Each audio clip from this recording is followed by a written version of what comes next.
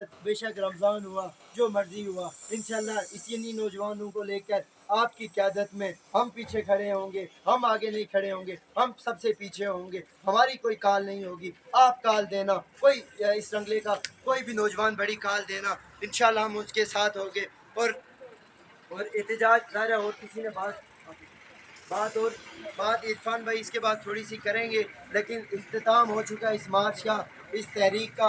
और ये तहरीक किधर ही ख़त्म नहीं हुई, आज के इस प्रोग्राम से ये तहरीक ख़त्म नहीं हुई। इंशाल्लाह ये तहरीक 2 दिन एसी साहब के डीसी साहब के 2 दिन के टाइम के बाद इंशाल्लाह ये तहरीक फिर जन्म लेगी। हमने तहरीक का आगाज़ किया है इंशाल्लाह। मैंने आपको पहले भी बताया, आटे और बिजली की तहरीक का आगाज़ इंशाल्लाह अल्लाह के फजल से रंगला से हमने पहला प्रोग्राम कराया था। और वही प्रोग्राम की सूरत में हम लोग मुजफ्फराबाद गए थे। उसी तरह इंशाल्लाह इनकी लगामें भी बंद करेंगे, इनके मामलात भी हल करेंगे।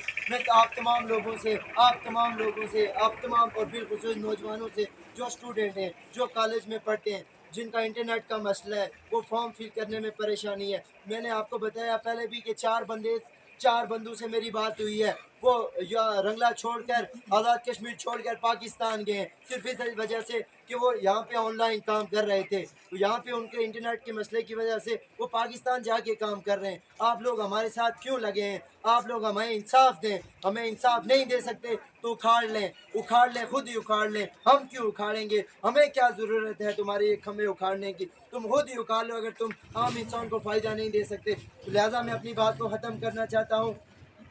सिर्फ डीसी साहब के इस इक़दाम की वजह से कि उन्होंने 2 दिन का वक्त दिया, इंशाल्लाह वो हल करेंगे। इंशाल्लाह 2 दिन के बाद फिर हम भी यहीं हैं और हमने भी इंशाल्लाह कहीं नहीं जाना। इंशाल्लाह फिर बात होगी। आप तमाम दोस्तों का शुक्रिया।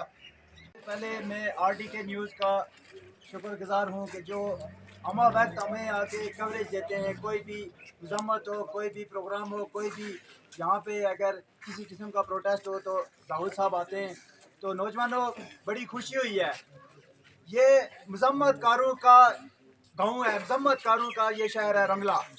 और इंशाल्लाह आज के बाद कोई भी चीज़ हम इनसे मांग के नहीं लेंगे, छीन के लेंगे। ये हमारा हक है।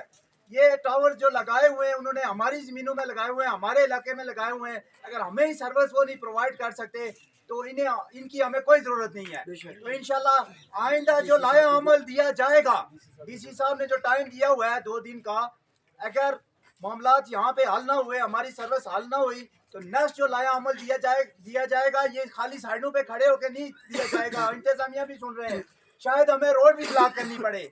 इंशाल्लाह हम अपना हक इनसे छीन के लेंगे। भाई इरफान भाई ने तमाम बातें कंप्लीट कर ली हैं, इसलिए मैं ज़्यादा आपसे टाइम भी नहीं लूँगा। बाकी तमाम अहबाब का शुक्रिया जो हमारे साथ कश्मीरी बाज़ार से यहाँ तक आए। तो सबसे पहले तो आपका मैं शुक्रिया अदा करता हूँ।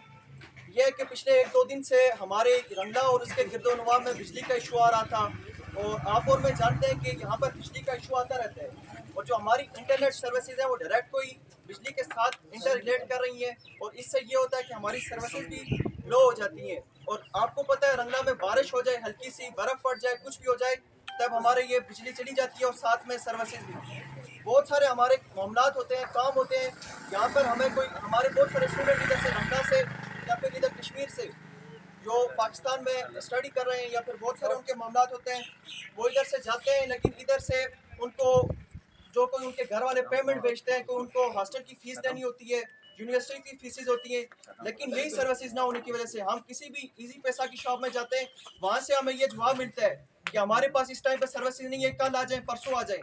अगर ये मामला इसी तरह से चलता रहेगा तो हम कहीं पर भी तरक्की नहीं कर पाएंगे। इसलिए हमें चाहिए कि हम तमाम लोगों को, आपको पता भी है कि जिस तरह से आज आप यूनिटी के तौर पे ये रंगा में इकट्ठे हुए हैं, इसी तरह से अगर कोई भी मामला हो जाए, यहाँ पर हमें 2 या 4 नौजवान मिलते हैं जो कहीं पर भी किसी अगर सड़क की पुख्तगी की बात की जाए तो वो हमें साद इम्तियाज़, सदाम राजपूत, इरफान भाई हमें देखने को मिलते हैं। इसके अलावा कोई और नाकस इंटरनेट सूरत हाल पर बात की जाए तो हमें ये 2-4 नौजवान देखने को मिलते हैं। ये किसी फर्द वाहिद की जंग नहीं है, कि हम जो भी इस रियासत का हिस्सा है, जो भी इस माशरे में रह रहे हैं, हम सब का इशुआर है। तो बाकी इसलिए मैं अब ज़्यादा बात नहीं करूँगा।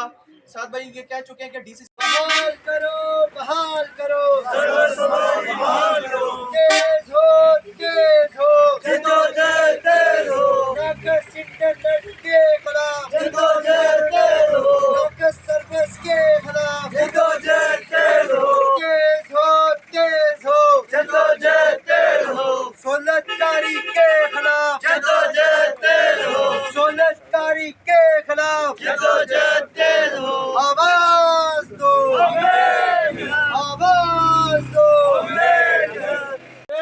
भाई का शुक्रिया जो एक कॉल पे टेलीनार कंपनियों के खिलाफ, टेली कंपनियों के खिलाफ, सॉन्ग कंपनियों के खिलाफ हमारे पास आए।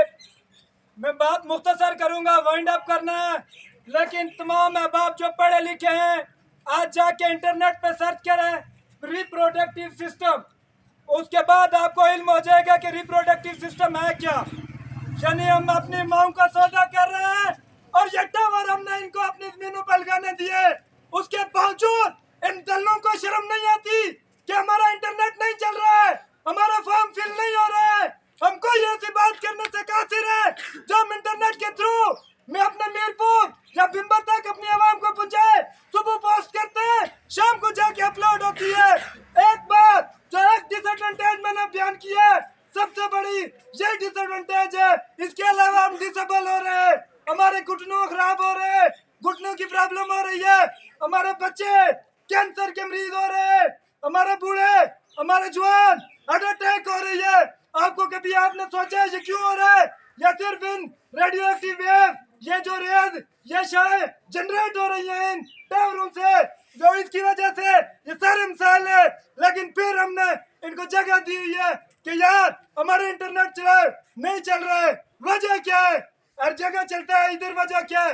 इधर वजह हमारे मुंह पे ताले लगे हैं, हमारे मुंह पे ताले लगे हैं। यहाँ पे बाहर से मार शुरू हुआ है, यहाँ पे लोग देखे उल्टे सीधे मुंह बना रहे हैं और ला हम कोई अपनी जंग लड़ रहे हैं। मेरे पास ईवो मौजूद है, दो मोबाइल है, 300 GB मेरे पास भी इंटरनेट है, जाके मुजफ्फराबाद इस्तेमाल कर लूंगा, पिंडी इस्लामाबाद इस्तेमाल कर लूंगा।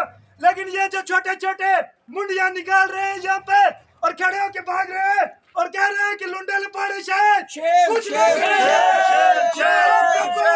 ये बात करना चाहता हूँ कि अगले मार्च तक 2 दिन का अगर टाइम है, अगले मार्च तक हर बंदा ये तैयारी करे कि अपने साथ 10-10 लड़के लाए और रंगला की तारीख में हम ये बहावर करवाएंगे कि हम पहले भी गैरतमंद थे, अब भी गैरतमंद है और हमें जरूरत पड़ी तो ये टावर क्या, हम इनको बाहर निकाल के चूते भी मारेंगे।